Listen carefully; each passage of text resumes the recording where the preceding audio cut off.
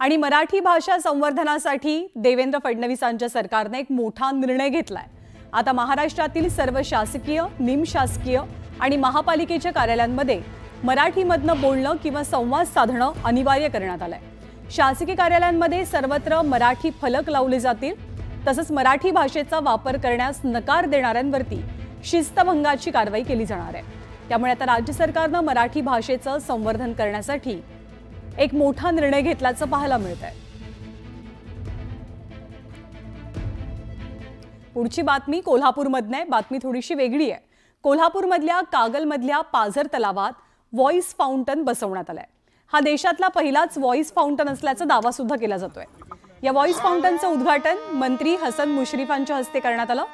या फाउंटनच्या उद्घाटनाच्या वेळेला हसन मुश्रीफांनी आपल्या पत्नीचं सायरा हे नाव मोठ्यानं घेतलं आणि या कारंजा सुरू झाला। की त्या पाणी जोरात उडते सायरा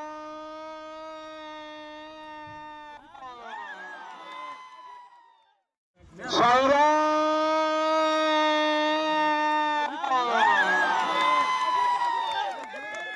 ज्यावर प्रेम करतो त्याचं नाव आणि कोल्हापूरमधल्या बातमीसोबतच आज प्राइम टाइम मध्ये वेळ झालेली आहे इथेच थांबण्याची। थोड्याच वेळात माझा सहकारी अमित तुम्हाला भेटणार आहे वेगवान घडामोडींसह।